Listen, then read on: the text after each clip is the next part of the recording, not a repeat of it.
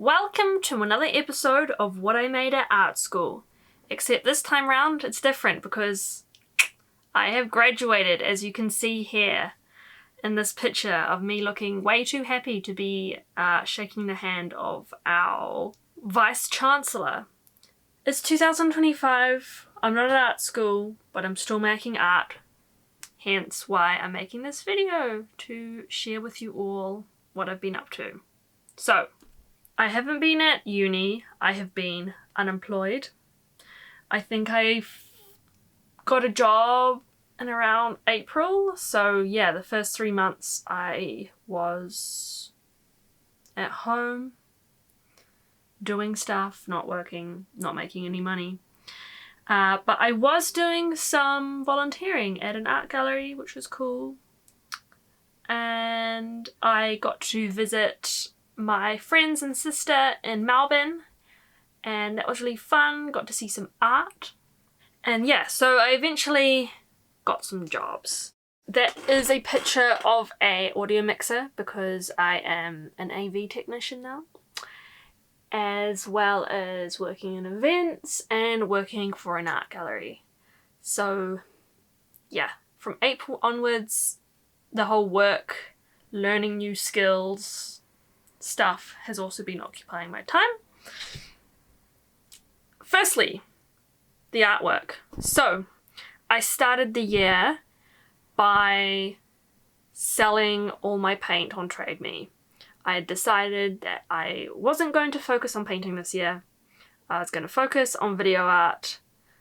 I wanted to not faff around wondering what kind of medium I was going to do. I was just going to say video art. That's what I'm doing. So my first idea was thinking of the word projector, because video art gets projected from a projector. And the word projection means a few things. I do love a pun. Projecting your voice, projecting your feelings onto others. And so my first sort of idea was to make a video where I'm projecting my voice really loudly toward the camera, toward the microphone that's picking up my voice, and to say something that I am often projecting onto others, which in this case, I find myself annoying, and so I'm always assuming other people are finding me annoying too. That's what I project onto others a lot. So I went to the domain and tried to make this video where I'm just yelling, I am annoying. But it was too hard. It was too embarrassing. There were so many people out and about running, walking their dogs and stuff, coming up to me and asking, what am I filming? Am I a photographer? Can you look at this like real estate video that I made for my real estate business? Give me some tips. So it wasn't a very easy place to make a performance art. I sort of was like, I'll come back to this idea. But right now this is too hard. It's too extreme. But it did get me thinking about shame, embarrassment, and shame, kind of the same thing.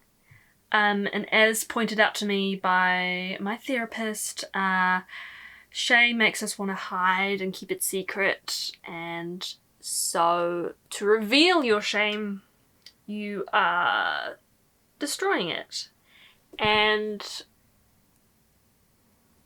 exhibiting artwork is a very revealing, it's just like a big announcement to the public. It's a big tell-all. So I thought, well, if I was to make artwork about my shame, exhibit it, then I'm destroying it. Sounds like a win-win situation. So shame was the theme, and I was trying to think about what makes me feel ashamed, and one thing is being bad at stuff in front of other people. That gets me feeling really embarrassed. So I came up with different kind of ideas that I didn't really see through, but an obvious thing I'm bad at is like strength and flexibility.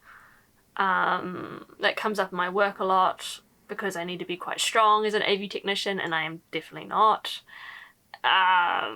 It's embarrassing. And I thought about this performance where I'm trying to like hold the bridge. And I just liked seeing myself struggle. I like seeing myself trying really hard because, like, in a very physical way, because when I'm making art, I'm always trying really hard. I've sort of paused that idea because I don't know, I just paused it. And I also sort of started making a video where I'm answering job interview questions because I'm really bad at that. I'm really bad at trying to sell myself. And I also was interested in showing... It's kind of hard to explain how this is about being bad at something, but like, I feel like when I was at art school and everyone kind of saw me in the studio, and I feel like I look like I'm doing nothing all the time. I'm spending so much time working on my art, and like, it doesn't look like there's any progress being done, and it's kind of embarrassing. But I feel like I'm trying to do progress. It just like is not as obvious. Like when you paint, it's like so obvious that you've done tons of stuff because it's like there in material. It's like, so yeah. Started all these sort of ideas. Maybe I'll come back, maybe I won't. But then I just sort of got caught up in this idea, which is the shame of all the things that I search into Google. When I'm Googling things, it's like, it's kind of in secret. It's just between me and Google. And there's sort of questions I'm too scared to ask people in my lives, or too scared to, get help from or let them in on something I'm going through. Yet here is this record I have in my search history of all those times. For this artwork, I narrowed it down to just the times I asked how to, just to like narrow it down. And you see some like boring like technical questions I'm asking to do with work, but you also see some more sort of vulnerable, please help me, I'm mentally unwell sort of questions. And I put it to this One Direction song because I think it's funny, and it feels kind of post-internet or something to put a pop song behind something like a TikTok or and I also liked it because it has this clapping in it, and this clapping helps me pace this video. I have all these screenshots and this clapping tells me when to change to the next one. And I also chose to film my hands clapping to the time of the music, revealing the writing, obscuring it. And I think hands have a relationship to Google and searching things, because you're always typing, you're holding your phone. Here's some cute little behind the scenes of me filming my hands. I think this is like my third go at getting a nice, crisp, green screen, properly cut out hands. It took some time getting that right. And then I had a crit. So I organised, it scared me, it made me very anxious, gave me stressy dreams, but I organised the crit at the Samoa House Library, which is a library that was set up by artists. So they're keen to have people doing stuff like crits there. And yeah, me and some people I volunteer with and went to art school with showed each other our work. I showed my search history video, and it was good. It was a good thing to do. I did notice with my video that my filming of my hands looked a little bit low res, and I think I would like to film it again with a camera I borrowed from work. But apart from that, I think it's ready to show, ready to get to a gallery. So what's next is to apply to some galleries, is try and exhibit my art. And there's lots of art competitions coming up. Should probably apply for that. But I will need to make some more art. And I will need to make some art that doesn't infringe on copyrighted music. Because I don't think that's going to fly in an art competition. I think it's all good in a gallery that's sort of small and low-key.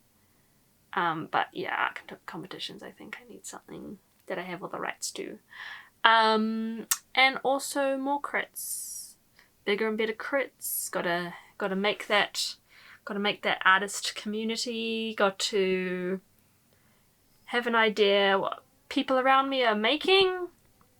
And yeah, that's art. Next, I also have been really into knitting this year. It's really fun, very satisfying. Great way to procrastinate. So I made this vest. Yeah, I think it turned out well. I already have another knitting project on the needles, which if you stay tuned for the next video in December, you'll be able to see the result of that. And also a sewing project. So lots to do while I'm at home. And I also made some YouTube videos this year. When I was unemployed, I was watching YouTube a lot and felt like now I really need to actually contribute to the conversations on YouTube rather than just lurk and watch other people's. So I started making my own. They're not that good. If I were to make them really good, it would take a lot of time. And now that I have a job, I just don't feel like I have the time to put in what I would like to put into making a YouTube video really good. So I'm sort of abandoning that for now while I'm busy with work and busy with making art and knitting. Yeah, just these twice a year videos where I talk about my art is enough for now, I think. And here's just some books and films, just FYI, that I've enjoyed so far. In case you want any recs, I recommend all these. And then the end. So I finished just on a picture where I was just sitting at the table in my living room and I noticed how nice the lighting was around my hair, making that like halo. I thought it looked cool. And also I took a screenshot from this family group chat where we are all in different cities and I thought it looks very joyous. So yeah, thank you for watching. And I look forward to being able to show you what else I do in the second half of the year. Maybe things might start ramping up and I actually have some exhibitions or funding or exciting things like that. This first half has been kind of low-key, but I've sort of expected it to be low-key. There's been a lot going on. So, yeah. Ka kite!